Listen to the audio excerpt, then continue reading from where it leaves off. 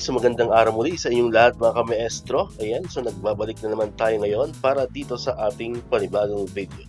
Pero bago natin talakayin itong ating video natin ngayon mga ka-maestro, kung bago ka pa lang dito sa aking YouTube channel, huwag mong kakalimutan na mag-like, mag-comment, mag-share at syempre, i-subscribe mo na rin itong ating YouTube channel, El Maestro Sir Anton Official.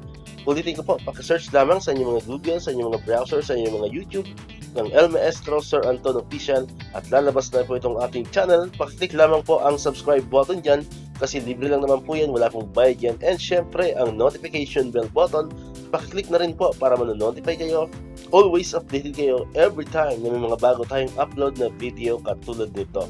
Alright, so nabanggit ko na kanina ka-maestro, meron tayo ngayong panibagong video.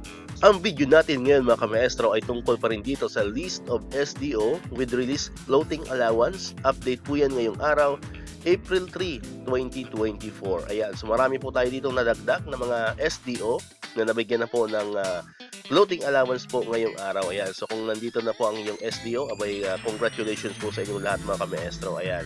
So, pero bago natin simulan yan, nais po nating magpasalamat syempre sa source po ng ating information.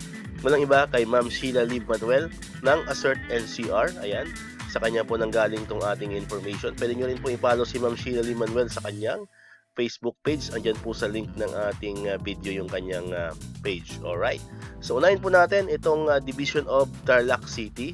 Ayan, so Division of Tarlac City, sinusundan po yan ng Division of Dagupan City na meron pong 6,000 na floating allowance. Next po is Negros Oriental, nakatanggap naman po sila ng 7,000 na floating allowance. Next po is Ilocos Norte, meron din po silang 7,000 na floating allowance. And ito po, hindi po ito officially nakapost sa page ni Ma'am Sheila, pero ito po yung nabasa natin sa mga comment section. So paki-verify na lang po kung ito po ay legit. Ayan, pero sinama na rin natin dito sa ating video. Ayan, yung Bukidnon, Division of Bukidnon, mayroon po silang natanggap na 7,000 pesos. Same din po sa Las Piñas City, meron silang natanggap na 6,000 pesos.